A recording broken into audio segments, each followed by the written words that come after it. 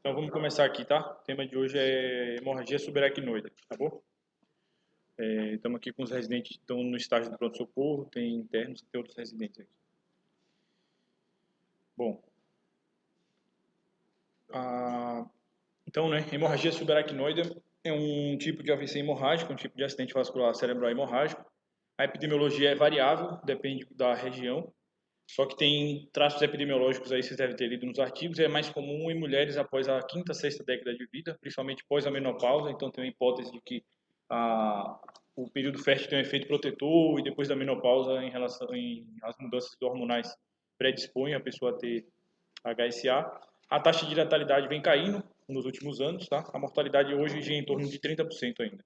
E a morbidade é alta, principalmente porque os pacientes são jovens, tá? Então tem um grande impacto econômico que acomete pacientes mais jovens do que o AVC hemorrágico, o intraparenquimatoso e o isquêmico, tá? E é e dá disfunção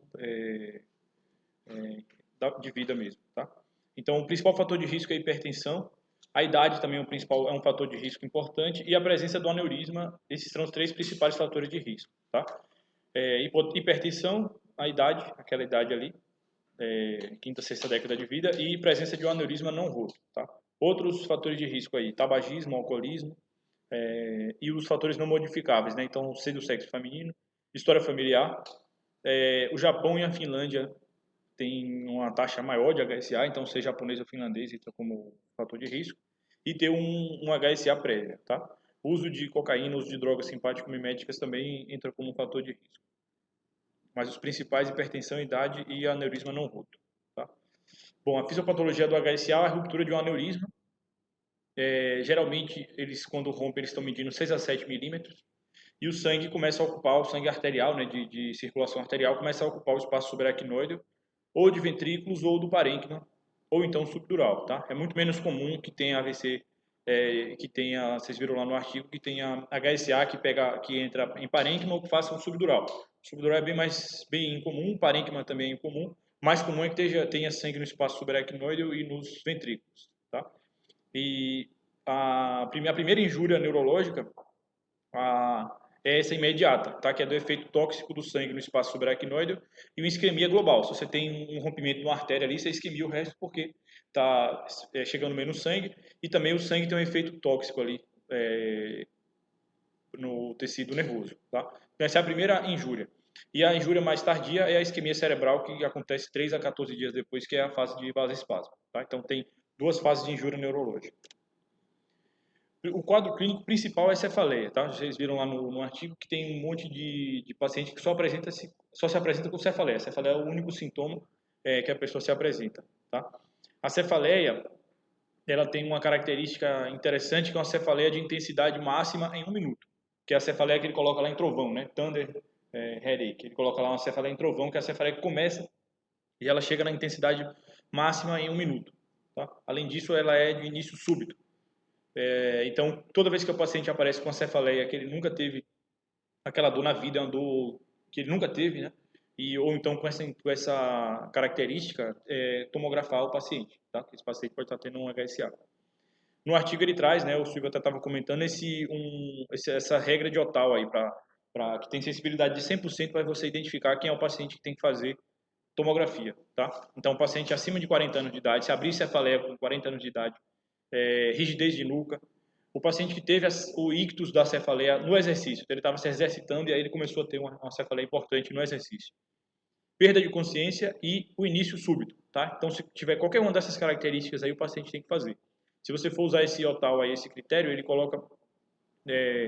ele utiliza um score e você marca, tudo que você marcar aí, ele coloca que não pode ser afastado. Então, qualquer um desses critérios, se você marcar um deles, quer dizer, não pode ser afastado. Então, tem que fazer tomografia, tá?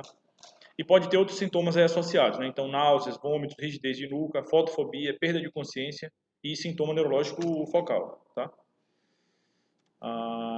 Então, lá no artigo ele traz os sintomas, né? Então, ou traz as apresentações principais, né?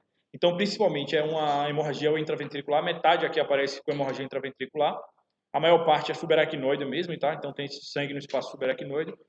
Uma parcela menor tem hematoma intraparenquimatoso, 30% aqui, e uma parcela muito pequena tem um subdural. Então, dificilmente você vai pensar num subdural que é um HSA, tá? Mas acontece. Intraparenquimatoso também acontece. Tá?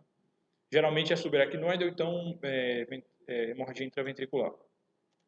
Desculpa, isso, hemorragia intraventricular. Outros sintomas aí que podem estar associados em conjunto também são esses sintomas extracerebrais, né? Então, edema pulmonar, SARA, arritmia, resposta inflamatória, resposta simpática, catecolaminas, enfim, citocinas inflamatórias, tudo isso pode estar no quadro clínico também, tá? Mas cefaleia é o sintoma principal, assim, tá? É o que tem que chamar a atenção mais da gente. Como é que faz o diagnóstico, né? Então, a tomografia computadorizada é o exame diagnóstico. Tá? A gente vai comentar agora dos tempos ali, você deve ter visto lá no artigo, né? A tomografia, ela, dependendo do tempo, ela tem mais sensibilidade. Mas a tomografia sem contraste é o exame diagnóstico. Se contrastar, a tomografia até atrapalha de ver o HSA, tá? A tomografia sem contraste. No paciente que a tomografia de crânio não encontrou o AVC isquêmico, desculpa, HSA, e você acha que é HSA, está indicado fazer uma punção lombar, tá? A acurácia é bem ruim da punção lombar para HSA, principalmente falso positivo, né? Qualquer sangue que você pegar ali na punção vai manchar o líquido subaracnoide, né? O líquido, e você vai achar que é do trauma. Então ela serve, na verdade, para afastar. Se você conseguir um líquido límpido, completamente límpido, esse líquido teria que passar por métodos, né, laboratoriais de análise ali dele, da xantocromia e de se tem hemácia, que às vezes são até difíceis de fazer, né? Então o método para ver xantocromia, por exemplo, se não for no olho nu, ele é bem difícil, geralmente não está disponível. Então é ruim afastar HSA com punção lombar. Mas se você acha que a HSA e a tomografia está limpa, está indicado fazer uma punção lombar para ajudar a reforçar a suspeita ou afastar. E depois vem outros métodos, né? Angiotomo, arteriografia cerebral e angiorressonância magnética. Depender do que está se pensando, você vai fazer esses exames, tá? Xantocromia é esse líquido amarelo aqui. O amarelo é da degradação das hemácias, da bilirrubina, tá? Do rompimento das hemácias aqui. Então esse é um líquido xantocrômico, esse aqui é um líquido normal, que é transparente, certo? Bom, aqui assim, esse artigo aqui é o que o artigo nossa revisão coloca para fazer aquela afirmação que ele faz sobre os tempos, tá? Os tempos da tomografia na HSA. Então esse artigo ele testou a sensibilidade da tomografia computadorizada para poder ver o HSA. Ele viu que a sensibilidade é muito maior nas primeiras 6 horas. Então nas primeiras 6 horas da dor do paciente a sensibilidade é máxima para você ver. A sensibilidade é 100% na verdade, né? Segundo esse estudo aí. Então, se você fez a tomografia de crânio nas primeiras 6 horas do início da dor do paciente, você não precisa fazer a punção lombar se ela estiver normal. A partir de 6 horas, você começa a pensar em talvez ver outros métodos ou fazer a punção lombar. Se o paciente chegar com mais de 6 horas de dor e você achar que é HSA, tá? Mas se você achar que é HSA, chegou com menos de 6 horas da dor, a tomografia é suficiente, ela afasta HSA, tá? Bom, então o diagnóstico é tomográfico, é clínico tomográfico, tá? Principalmente. E você pode usar o líquido ou não. Quais são as complicações? Então, o paciente pode ter complicação de ressangramento, ele pode sangrar outras vezes, ele pode depois abrir hidrocefalia, pode ter convulsões, pode ter arritmias, edema pulmonar, outros distúrbios sistêmicos, ele pode ter distúrbio hidroeletrolítico, mas a complicação mais temida por todo mundo é o vasoespasmo, tá? Que é aquela segunda agressão que o HSA dá. Ela se inicia no terceiro ao 12º dia, tá? Tem outras referências falando de outros tempos aí, de 4 a 14, 3 a 12 dias, tá? O pico de incidência é na segunda semana e ela desaparece ao final de 3 semanas, tá? O vasoespasmo. Então, o paciente nesse período aí da HSA, ele pode fazer vasoespasmo, então ele tem que ficar monitorado, ele vai ter que ficar internado nesse período aí, na maioria das vezes, tá? E o paciente, a gente nunca dá alta ao paciente nesse período, habitualmente, e monitorizado, em repouso, até corrigir o aneurisma e ele sair da faixa de risco para ter vasoespasmo, tá?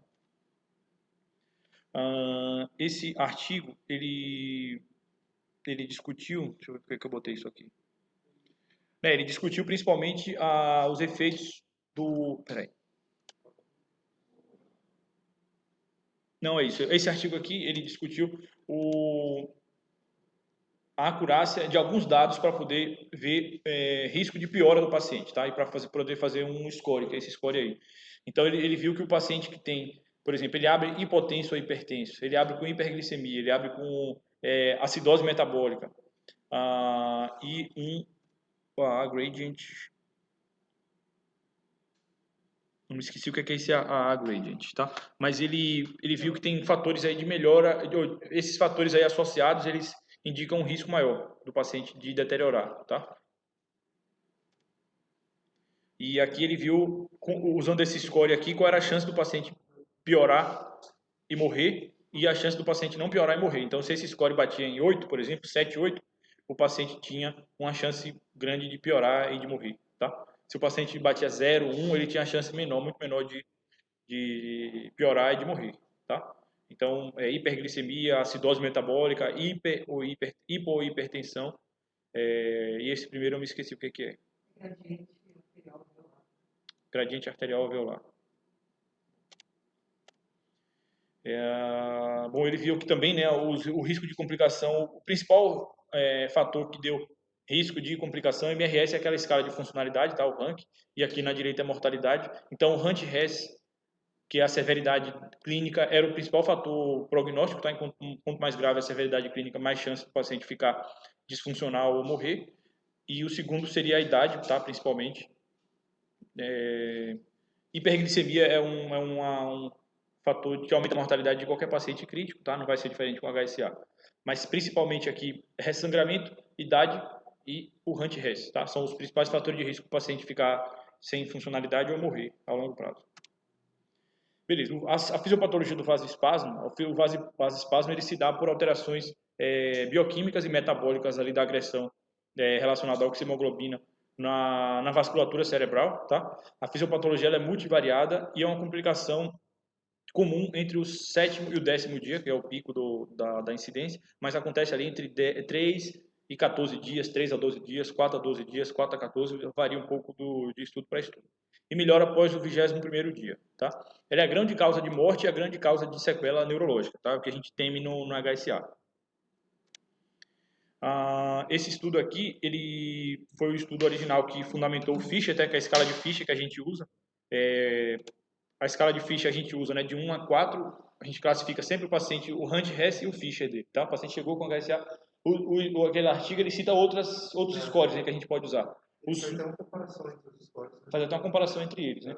O que a gente utiliza mais assim de rotina é o Fischer e o Hunt-Hess, tá? O Fischer é para a gente ver a gravidade tomográfica, o Hunt-Hess é para a gente ver a gravidade clínica, né? Então, a escala de Fischer, ela vai de 1 a 4, então 1 não detecta sangue, o sangue quando está menor do que, a espessura menor do que 1 milímetro é 2, espessura maior do que 1 milímetro é 3 e presença de coágulo intraparenquimatoso ou intraventricular é 4, Fischer é 4, tá? A gente usa principalmente a escala de Fischer. Aqui é a tabela do artigo, né, que a gente leu, ele falando de outros scores aí, além do Hunt-Hess. O Hunt-Hess é uma escala para, o Fischer é uma escala para severidade tomográfica, o Hunt-Hess é extensão tomográfica, né? O Fischer é uma escala para, o Hunt-Hess é uma escala de severidade clínica, tá? A gente usa aí o Hunt-Hess de 1 a 5. 5 é o paciente em coma, 1 é o paciente que está assintomático, o 2 é o paciente que tem uma cefaleia, rigidez nucal, só que sem déficit focal, tá? O 3 é confusão mental, letargia, tem um déficit neurológico mínimo, ou então tem paralisia de nervo craniano. Né? Não, desculpa, outra sem ser paralisia de nervo craniano. E o 4 é o paciente que está com estupor e tem uma hemiparesia importante. E tem outras escalas que estão sendo mais utilizadas agora, né? Principalmente usando o Glasgow também. Então, se você puder, essa escala aqui, por exemplo, só usa o Glasgow, tá? Bom, aí a gente vai entrar agora nas recomendações, tá? Então a gente diagnostica é simples, o diagnóstico é simples, o pensamento também do HSA é simples, as escalas também tá fundamentadas são essas, né? Não varia muito, são simples. O que a gente tem que fazer com o paciente que chega com HSA, tá? Esse paciente tem que ficar de repouso, monitorizado e com atenção máxima nele ali, que é um paciente crítico grave, tá? O paciente com HSA, muitas vezes ele vai aparecer para você bem, assim, ele vai estar com estado geral bom, ele vai estar ótimo, olhando para você, conversando, ótimo, até a dor melhora um pouco, o paciente vai estar com às vezes sonolento, ou então com alguma queixa neurológica, mas já está bem, assim, não dá nada para o paciente, mas é um paciente grave, tá? Então, tomografia e imagem vascular, né, que é a angiotomografia, para reparo do aneurisma tem que ser feito o mais rápido possível. Então, entrou com HSA não traumático, ele vai ter que fazer uma angiografia cerebral. E o reparo do aneurisma, geralmente a neurocirurgia vai definir quando, mas tem que ser feito o mais rápido possível, tá? Se tiver uma hemorragia intracerebral que ocupa espaço e ela faz efeito de massa, ela faz repercussão cerebral também, vai ter que ser feita uma cirurgia urgente, tá? Se o paciente tiver hidrocefalia sintomática também tem que ser feito derivação. A deterioração neurológica, a gente tem que observar, fazer exame físico seriado no paciente para ver deterioração neurológica. Se o paciente piorar neurologicamente, a gente tem que ver e tratar as causas subjacentes, tá? Então tem que ver se não é uma trombose cerebral, tem que ver se não é outro sangramento, tem que ver se não é vasoespasmo. Para não ser vasoespasmo, a gente tem que afastar o resto, tá? Tem que ver se não é alguma outra coisa e depois procurar para ver se não é vasoespasmo. CPI é compressão pneumática intermitente, então esse paciente não pode usar heparina no primeiro momento para prevenir TEV, tromboembolismo venoso. Ele vai ter que usar CPI, que é compressão pneumática intermitente, tá? Que a gente não tem disponível aqui, por exemplo. É uma indicação formal do paciente usar a compressão pneumática intermitente. Deveria usar, né? E para isquemia cerebral tardia, que é o vasoespasmo, o que é que a gente faz nesse caso? Vou comentar um pouco mais para frente, tá? O tratamento de vasoespasmo. Mas se o paciente tiver uma piora neurológica e a gente achar que é vasoespasmo, conseguir diagnosticar que é vasoespasmo, a gente teria que induzir hipertensão e depois fazer um tratamento ou com balão endovascular ou com angioplastia farmacológica. Mais para frente eu vou mostrar um protocolo para você chamado protocolo de Montreal, que é o que a gente faz o passo a passo. Tá?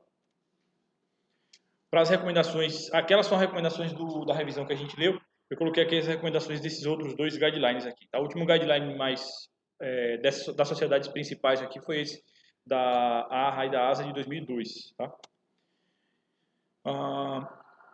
A gente tem que titular a pressão do HSA para reduzir o risco de AVE, ressangramento, mantendo a perfusão cerebral adequada. Tá? Alvo de pressão cerebral, isso varia de serviço para serviço, porque eu posso monitorar a PIC do paciente, eu posso não monitorar. Se você conseguir ter alguma evidência de pressão intracerebral, de pressão de perfusão cerebral com a PIC, a sua pressão arterial vai variar. Quando a gente não tem monitor de PIC, a gente considera a pressão de perfusão cerebral considerando uma PIC de 20.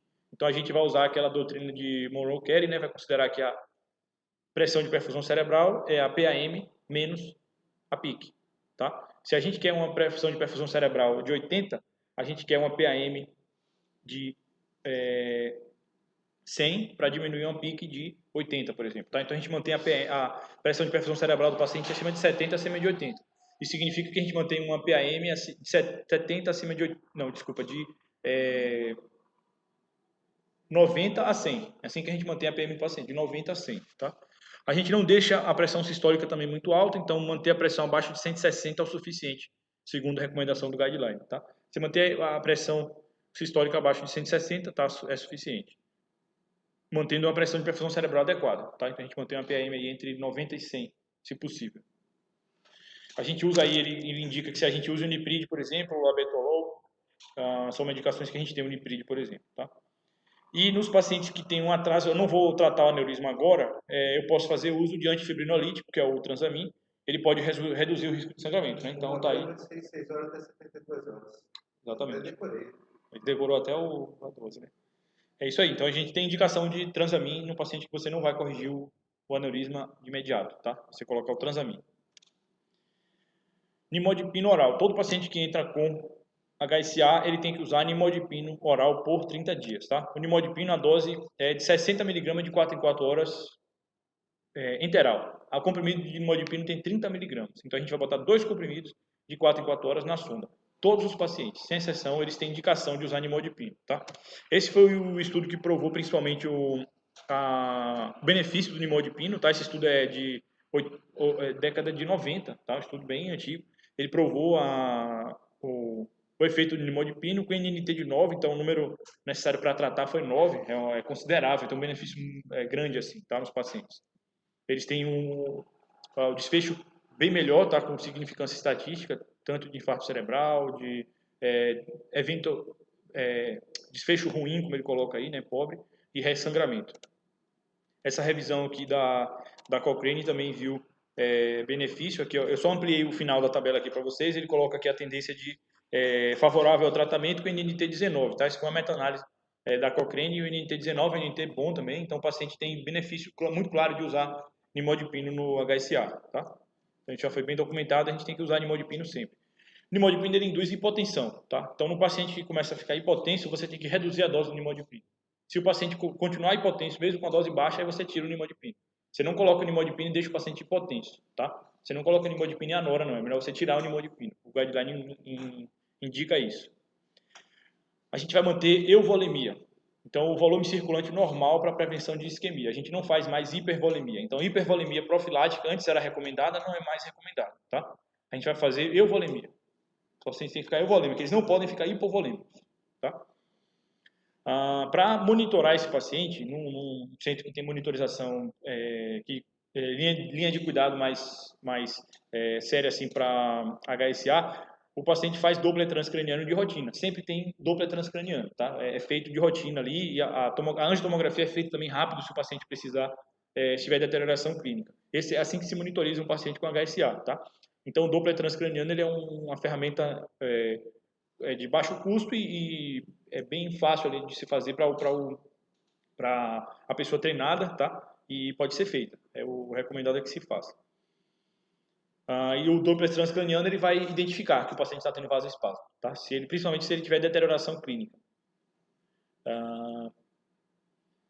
E nos pacientes que a gente começa a ter isquemia cerebral tardia, que é o vasoespasmo, a indicação é induzir hipertensão. Nesses pacientes, sim, a gente induz hipertensão. Então, significa o quê? Se o paciente tiver um HSA e ele estiver bem, e de um dia para o outro ele começar a piorar, e você diagnosticar que é vasoespasmo com algum método, com angiotomo, com Doppler transcraniano, você tem que induzir hipertensão nesse paciente. Esse paciente, sim, tem indicação de ter ser induzido hipertensão nele, tá? A não ser que se o paciente já estiver hipertenso, aí você não induz hipertensão.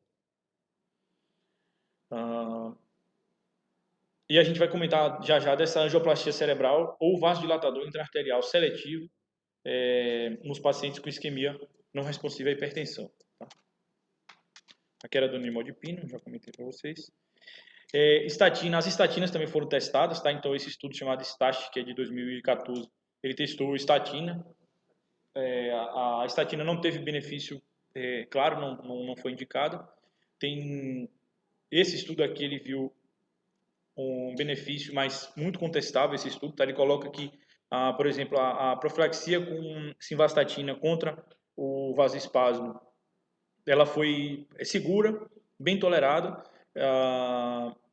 e ela atenuou marcadores associados à injúria cerebral e diminuiu a incidência de vasoespasmo radiográfico, tá? E atrasou o déficit isquêmico, mas assim, benefício mesmo, clínico assim, e desfecho clínico ela não teve, tá? E esse estudo aqui foi mais recente, ele testou altas doses de simvastatina para ver se na profilaxia de vasoespasmo não teve benefício nenhum clínico, não teve nenhum benefício, então não tem benefício, não tem recomendação mais de simvastatina, tá? Acho que vocês nem pegaram essa discussão de simvastatina no HSA, já tinha passado. Esse aqui é um protocolo de vasoespasmo, é um protocolo de Montreal, tá? É o que se usa como conduta no vasoespasmo. Então, começando daqui, ó. O paciente tem evidência clínica radiológica de vasoespasmo. Você vai primeiro afastar outros fatores, então hipertensão intracraniana, anormalidade eletrolítica, infarto, convulsões, ressangramento e trombose. Primeiro você tem que ver se a deterioração neurológica dele não é por outro motivo, tá? Depois você vai começar um protocolo com essa medicação chamada mirinona. A mirinona é uma medicação que é usada até como inotrópico também, tá? Essa medicação ela não está disponível aqui, mas não é uma medicação difícil. Em outros hospitais, no Costa, por exemplo, é possível que tenha. Você vai evitar hipovolemia, então vai fazer cristalóides para manter uma PVC aqui de 6 pelo menos, tá? Então manter o paciente euvolêmico no mínimo. Então, se o paciente começar a ter deterioração neurológica, é um start ali para você dar volume para ele, a depender se ele está hipovolêmico. Corrigir febre, corrigir hiperglicemia, corrigir hiponatremia, corrigir hipomagnesemia. E começar mirinona venosa. Tá? Então, a mirinona venosa seria indicada nessa dose aí, em bolos, 0,1 a 0,2 mg por quilo, e depois uma infusão, 0,75 micrograma por quilo por minuto, de mirinona. Aí sim, se a pressão do paciente cair, você coloca noradrenalina. Tá? Com mirinona, sim, tem indicação de você colocar ela, e se ele ficar hipotenso, você põe a nora junto com ela. Tá? Bom, se o paciente não tiver melhora depois de meia hora, de 30 minutos, você vai aumentar a infusão da mirinona para 1,25 micrograma quilo minuto e começar nora também para manter a PAM acima de 90. Tá? A gente já manteria a PAM de paciente acima de 90 de qualquer jeito, né? Esse paciente a gente sempre vai deixar a PM dele acima de 90 para manter a pressão de perfusão cerebral. Aí vai aumentar a dose da mirinona para essa dose. Se não tiver melhora com 30 minutos, aí esse paciente teria que fazer uma angiografia de urgência e fazer a mirinona intraarterial ou uma angioplastia, tá? Tem protocolo de serviço que faz a mirinona intravascular, tá? Eles cateterizam o paciente e fazem ela dentro do vaso ou fazem angioplastia no paciente. Esse seria o cuidado de um paciente com HSA, tá? Num centro de neurocrítico, paciente neurocrítico mesmo. Ele seguiria essa linha aí de cuidado. Já ajuda muito se a gente começar a monitorar de perto esses pacientes clinicamente, assim, se a gente vê que eles estão piorando, deteriorando e pensar em vasoespasmo e tomar as medidas iniciais e tentar chegar nessas medidas aqui já ajuda, tá? Mas essa seria a linha completa aí, a linha inteira de cuidado no HSA para o vasoespasmo. Aqui são estudos comprovando o benefício da mirinona, tá? Esse estudo aqui, por exemplo, ele indicou que a mirinona junto com o nimodipino pode ser usada como uma terapia de resgate, tá? Tem outros estudos também, não é só esse não. Bom, em relação ao vasoespasmo é isso, tá? Então, na verdade, a gente tenta prevenir o vasoespasmo, às vezes não tem como prevenir, se ele aparecer, tem que tratar, e o protocolo mais indicado é esse protocolo de Montreal, tá? Esse passo a passo aí de Montreal.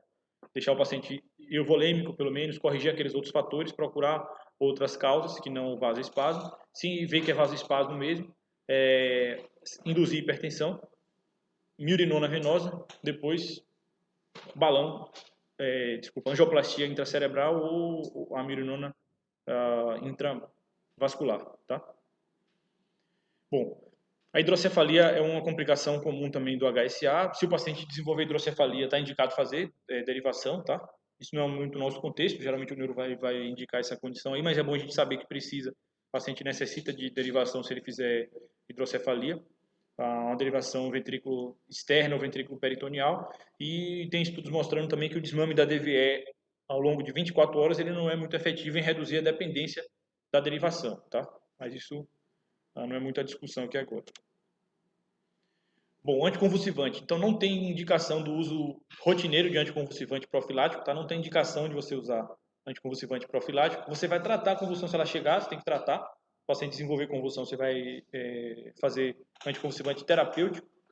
E eles podem ser considerados em pacientes, profilaticamente, em pacientes que têm esses fatores de risco para convulsão, tá? Então, convulsão prévia, hematoma intracerebral, hipertensão intratável, isquemia e o aneurisma da cerebral média são fatores que aumentam o risco do paciente ter convulsão. Então, há quem advoga para você colocar anticonvulsivante nessa população aí, tá? Mas o nível de evidência, a classe de recomendação é 3B, na verdade, a diretriz indica que você não use rotineiramente. Só repassando aqui algumas coisas, então, para a gente ler todas as recomendações do guideline, não é indicada a administração de grandes volumes de fluido hipotônico.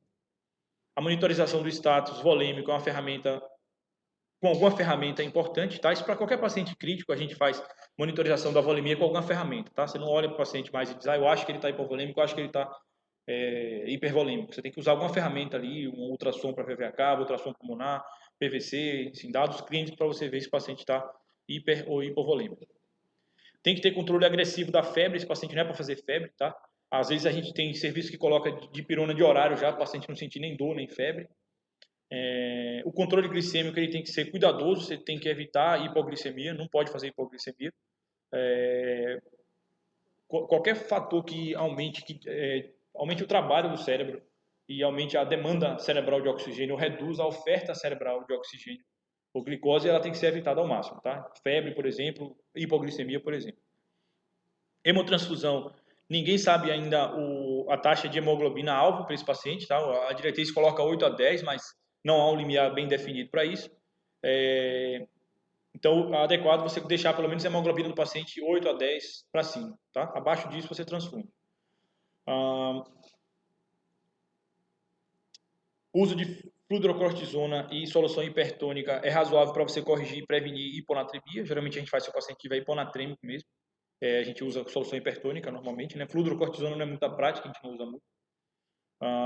E complicações comuns desses pacientes são HIT e TEV. Tá? TEV é tromboembolismo venoso, HIT é trombocitopenia induzida por heparina. Tá? Você pode usar heparina no paciente 24 horas depois da correção do aneurisma. Geralmente esse paciente já não está mais com a gente, né? Quando ele vai poder usar heparina. Então, na fase que ele não pode usar heparina, é que ele fica com a gente. O HIT não vai ser uma complicação comum que a gente vai pegar, porque a gente não vai usar normalmente heparina nesse paciente. Tá? HIT é heparina, trombocitopenia induzida por heparina. Tá? É isso, as recomendações principais são essas. Beleza? Deixa eu só parar a gravação aqui.